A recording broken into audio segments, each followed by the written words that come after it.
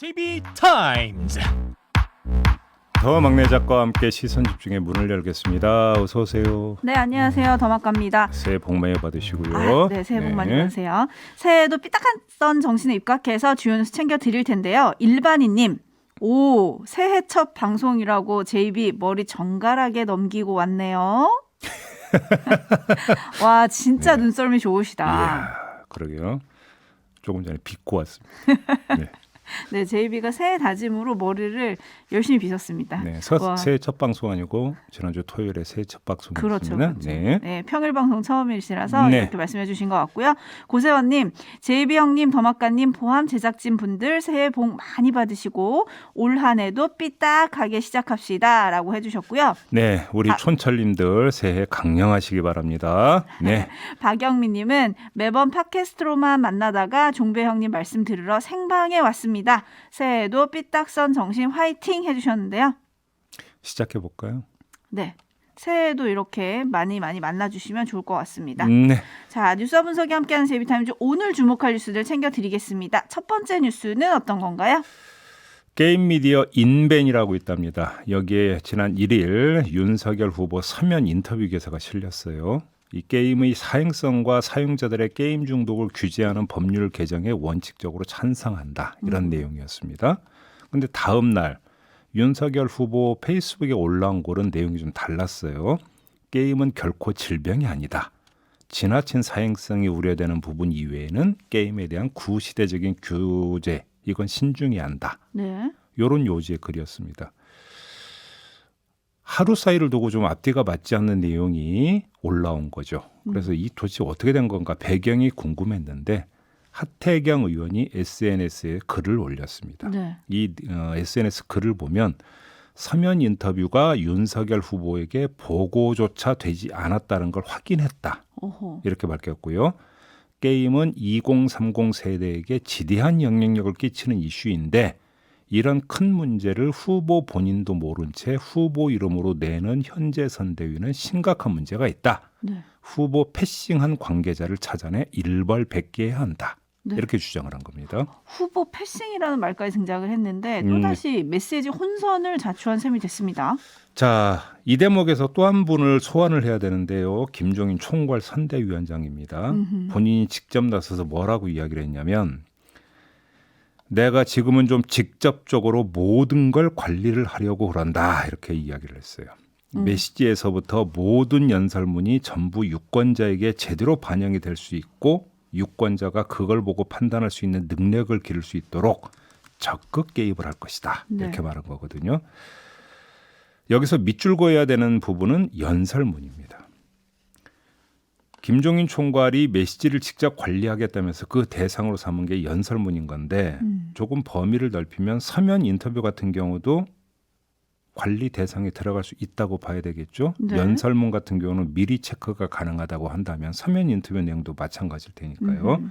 자, 그러면 인벤에 실린 건 윤석열 총괄의 데스킹을 거친 것일까 아닐까? 이것도 궁금해지는 거죠. 네. 그러면 윤석열 총괄의 데스킹을 거쳤으면 후보 패싱이냐 아니냐? 또 이 문제가 또 나오게 되는 거겠죠. 하지만 그건 둘째 치고 다른 점을 좀 짚어야 될 것 같은데요. 문제는 메시지 전달이 연설문이나 서면 인터뷰로 한정이 되지가 않는다는 데 있습니다. 즉석 발언이 오히려 더 많다고 봐야 되지 않겠습니까? 그렇죠. 기자들이 항상 질문을 하니까. 그러니까요. 자, 즉석 발언을 김종인 총괄은 사전 관리할 수 있겠느냐라고 하는 아주 현실적인 문제가 제기가 될 수밖에 없는 거죠. 네. 여기서 그러면 어떻게 할 것이냐? 자, 관리에 한계가 있을 수밖에 없다. 이 이야기는 뭐 자연스럽게 따라 붙는 건데요. 관리에 한계가 있을 수밖에 없다고 보는 또 다른 이유가 있습니다. 김종인 총괄의 말 중에 이런 대목도 있어요. 후보 비서실이 후보 성향에 맞춰서 메시지를 만들다 보니까 그런데 선거 때는 후보 성향에 맞추면 안 된다. 네. 이렇게 말했습니다. 후보의 메시지를 후보 성향에 안 맞추면 누구 성향에 맞출지 그러게요. 궁금하긴 한데 네. 이건 둘째 치고 여기서 질문이 성립이 되지 않잖아요. 되는 게 지금까지 윤석열 후보 성향에 맞춘 메시지가 많이 나왔다는 얘기가 되는 거겠죠. 이렇게 되면. 네. 그런데도 그렇게 수없는 설화가 발생을 했다면 도대체 그럼 이건 어떻게 해석을 해야 되는 거냐라는 문제가 되고요. 후보 성향에 맞춘 메시지를 갖고도 이렇게 수많은 사례가 나왔는데 만약에 후보 성향과 맞지 않는 메시지를 관리를 하면서 또 즉석 발언에서 만약에 어깃장이 난다면 그때는 도대체 어떻게 할 거냐. 이런 문제가 발생하는 거 아니겠습니까? 자, 그러면 즉석 발언을 관리하는 방법은 하나밖에 없죠. 윤석열 후보를 아바타로 만드는 것. 근데 이게 현실적으로 가능하냐라는 겁니다. 그거는 네, 불가능할 것 같은데요. 그러니까요. 네, 그러니까 연설문 낭독과 즉석 발언 사이의 부조화는 더 커질 수도 있다. 이 말씀을 좀 짚어주신 건데 예를 들어서 뭐 추가 해명으로 논란이 조금 사그라들기는 했지만 지난주에 윤석열 후보가 나라가 없으면 국민이 있겠느냐라고 했던 발언도 좀 논란이 됐었고 네. 또 당선이 되면 추경을 하겠다. 이거를 두고 민주당에서 그러면 이제 낙선하면 안 하겠다는 거냐 이렇게 지금 공격을 하니까 기자들이 그걸 묻자 공약이라는 게 원래 다 그런 거 아닌가. 그건 누구나 마찬가지다. 이런 발언을 해가지고 또 논란을 자초를 했었거든요. 네. 이런 거는 이제 즉석 발언이라서 관리가 안 됐다. 뭐 이렇게 봐야 될까요? 그럼 그렇죠. 이런 걸 좀 못하게 하면 그러니까 될까요? 그 예를 들어서 지금까지 나왔던 윤석열 후보의 설화 가운데 사전에 정리가 되고 사전에 다시 데스킹이 됐던 연설문이나 이런 데서 발생한 설화하고 그게 아니라 즉석 발언에서 나온 설화하고 한번 비교를 해보세요. 어떤 게 더 많은지. 압도적으로 네. 즉석 발언에서 나온 게 더 많은 거 아니겠습니까? 네. 이걸 도대체 어떻게 관리하게 되냐라는 거예요. 그러니까요. 그렇다고 또 즉석 발언을 안 한다. 기자들의 물음에 답을 안 한다. 이러면 또 불통 논란이 불거질 테니까 당연히 그렇게 안 할 수는 없겠죠. 네. 그런데 김종일 총괄 선대위원장이 관리를 하면 뭐 이런 실수는 줄겠죠.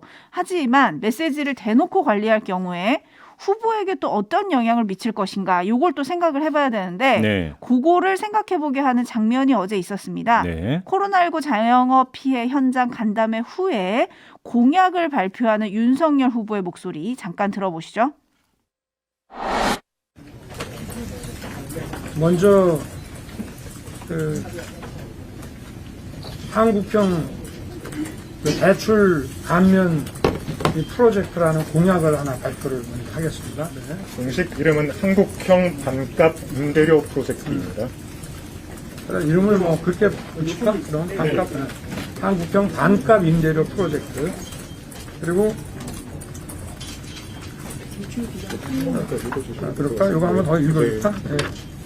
이걸 제가 그래서 소상공인 자영업자에게 정부 보증으로 먼저 대출을 해준 뒤 임대료와 공과금을 대출 상환 금액에서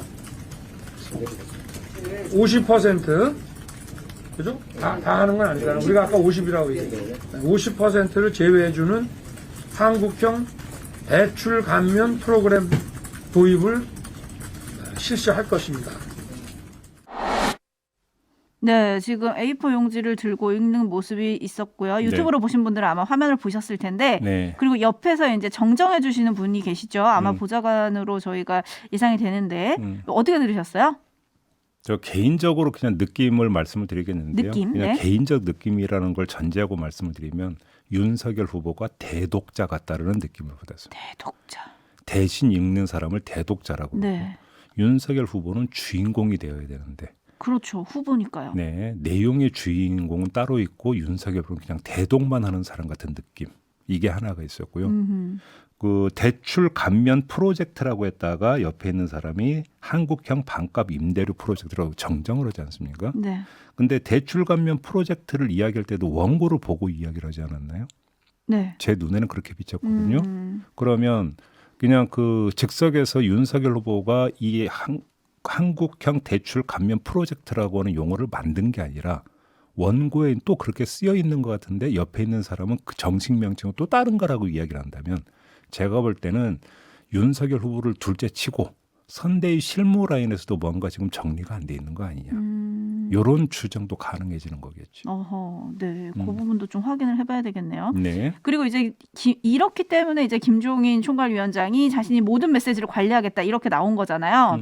거기에 대해서 많은 분들이 의견을 보내주셨는데 알렉산더님 같은 경우는 어린아이 대하듯 꼭두각시를 만드시겠다는 거냐 이런 좀 부정적인 의견을 보내주셨고요. 네. 925 하나님 네. 드디어 상황 본격 등장하는 건가요? 라고 해주셨고 김우영님 이러다 대통령도 대신해주면 어쩌죠?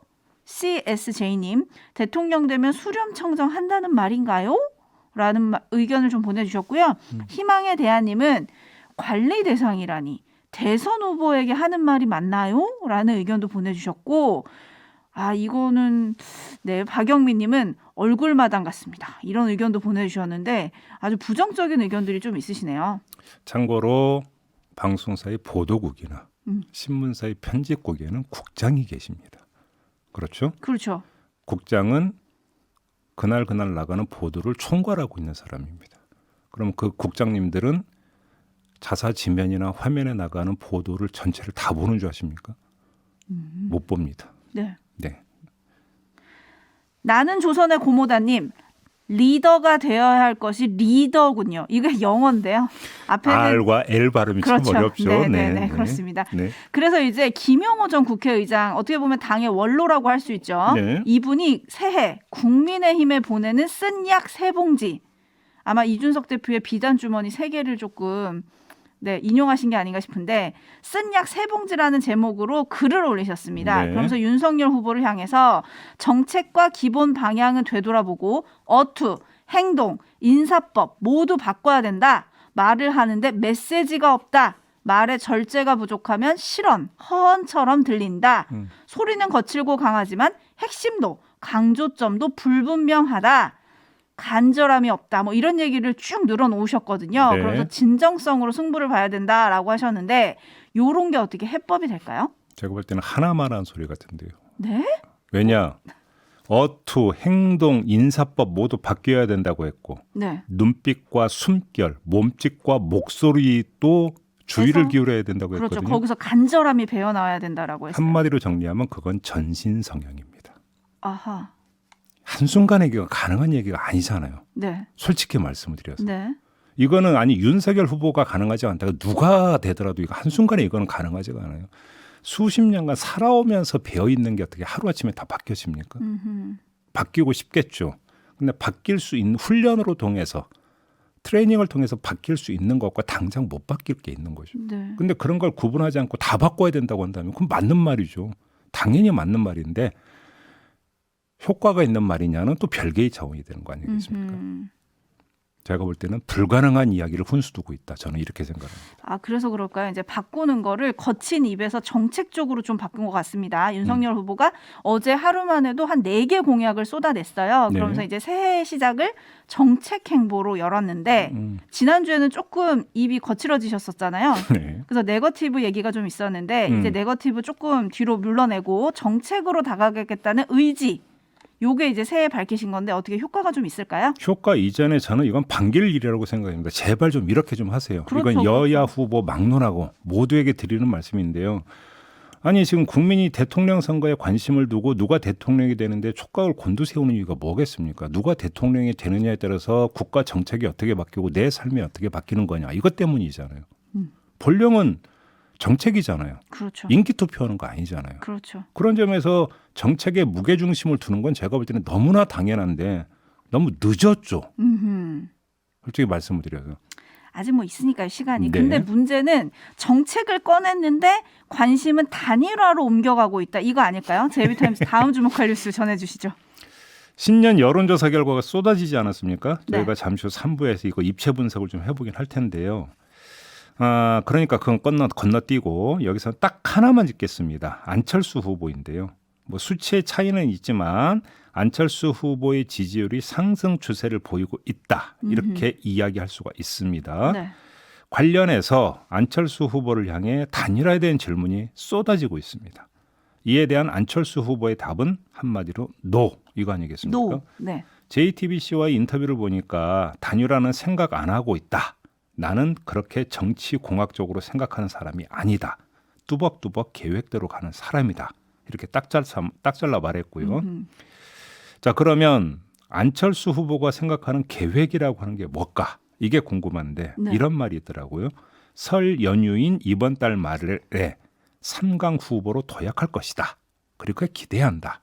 이렇게 이야기했는데 이게 계획인 것 같습니다. 네, 지금 5722님이 안철수 후보는 또 중도 사퇴할 건가요? 이번엔 안 되더라도 꾸준한 자기 정책 가지고 끝까지 해야 차기 대권을 기대할 수 있을 겁니다. 라고 보내주셨는데 어떻게 될까요?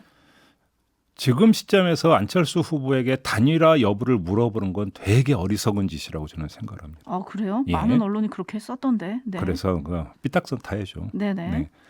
안철수 후보의 지지율 상승세가 윤석열 후보의 지지율 하락세와 긴밀히 결부돼 있다라는 게 일반적인 분석이죠.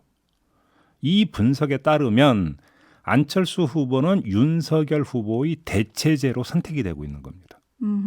거칠게 본다면. 따라서 안철수 후보 입장에선 윤석열 후보와 각을 세우면서 차별화를 해도 부족할 판입니다. 네. 오히려 그렇게 해야만이 윤석열 후보로부터 떨어져 나오는 표를 더 수확할 수 있다고 판단하는 게 아주 상식일 거예요. 그런데 여기서 단일화 이야기를 꺼내버리면 어떻게 되는 겁니까? 윤석열 후보하고 한두름으로 엮여버립니다. 그러면 오히려 대체 효과라고 하는 것들을 스스로 반감을 시키는데 단일화 얘기를 지금 왜 꺼냅니까? 안철수 후보가. 설령 속마음에 그런 게 있다 하더라도 지금은 딱 끊을 때죠. 네. 그렇기 때문에 안철수 후보를 향해서 단일화 하실 겁니까? 라고 물어봤자 나올 대답은 정해져 있다라는 거예요. 그런 점에서 어리석다 이런 말씀을 드리는 거고요. 네. 결국 관전 포인트는 안철수 후보의 말대로 1월 말, 뭐 더 나아가서 2월 초에 3강 체제가 성립되는가 여부다. 저는 이렇게 보거든요. 네. 많은 사람들은 이 대목에서 왜 그럼 그게 중요하지? 거래하려고 이렇게 생각을 하실 거예요. 어허. 안철수 후보가 그렇게 몸값을 올려놓고 단일화 협상에 나서서 실리를 챙기려고 할 것이다. 이런 게 이제 그 다음에 나오는 진단인데 제가 볼 땐 이것도 되게 어설픈 분석인 것 같아요. 그래요? 자, 되돌아볼 필요가 있는데요. 예를 들어서 안철수 후보가 박원순 전 시장에게 했던 거 그건 단일화가 아니라 양보라고 지니까 빼고 네. 단일화에 응했던 게 2번 있었습니다. 2012년 대선 때 기억하시죠? 네. 그다음에 작년 4.7 서울시장 보궐선거 때였습니다. 이때 안철수 후보가 단일화에 응했다가 어떤 실리를 챙겼습니까? 실리 챙긴 거 아무것도 없어요. 네, 그렇죠. 거래한 거 아무것도 없어요. 자, 여기서 다시 우리가 복기를 해야 되는 게 그러면 왜 안철수 후보는 그때 거래를 하지 않았을까요? 안철수 후보는 그때 이길 거라고 생각했거든요. 어허. 다시 말해서 되돌아보면 안철수 후보가 단일화에 응한 경우는 딱 2경우인데 이 경우가 모두 당시에 단일화에 응할 때 그 돌입 시점에서 보면 박빙계거나 안철수 후보가 아주 미세하게라도 앞서고 있을 때였습니다. 따라서 안철수 후보 입장에서는 내가 단일 후보가 될 수 있다. 단일화에서 승리할 수 있다라는 그런 확신을 가졌을 때 단일화에만 응했다라는 겁니다. 네. 그러니까 이 경우를 놓고 본다면 안철수 후보의 지금 머릿속에는 오직 하나의 시나리오만 있을 것이라는 거죠. 윤석열 후보에게 골든 크로스를 이뤄서 자신이 단일 후보가 되는 경우 아마 머릿속에는 이거 하나만 있을 것이다. 저는 그렇게 봅니다. 네, 김영민 님이 안철수의 입꼬리 지금 올라가는 중이라고 보내주셨고요. 네. 반면에 JI 킴님은 반사체일 뿐. 안철수 해주셨고요. 후보가 네. 윤석열 후보에 대한 반사체가 되는 겁니까? 그렇죠. 이때는? 그런 의미신 것 같아요. 그리고 해바라기님 이번엔 안철수 한다. 안철수 한다. 네. 그리고 블루피처님은 아닌데 안철수 후보는 항상 단일화 하던데.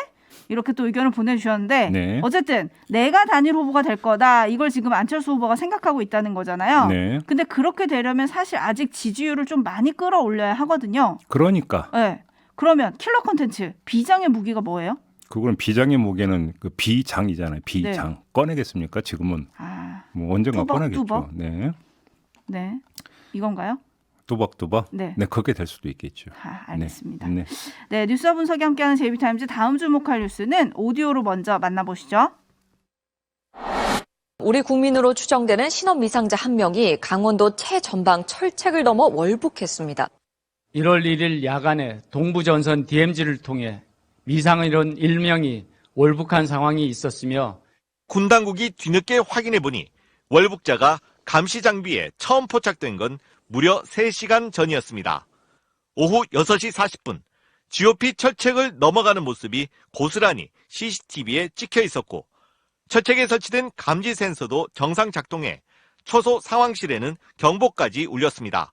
하지만 CCTV 감시병은 월책 장면을 아예 보지 못했고 경보가 울렸다는 연락을 받고 출동한 초동조치 부대는 철책에 이상 없다며 바로 철수했습니다. 문제는 동부전선 이 일대 경계가 계속 뚫리고 있다는 겁니다.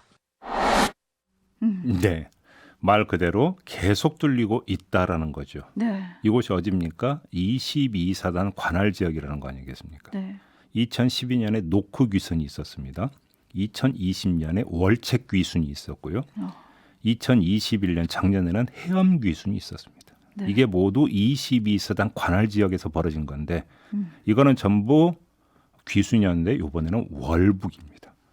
네. 그래서 지금 22사단 관할 지역이 너무나 넓다 보니까 과학화 경계 시스템 개선을 최우선적으로 추진하는 대상 지역으로도 설정이 됐는데 그래봤자 또 뚫렸다 이런 이야기 되는 것이죠. 네.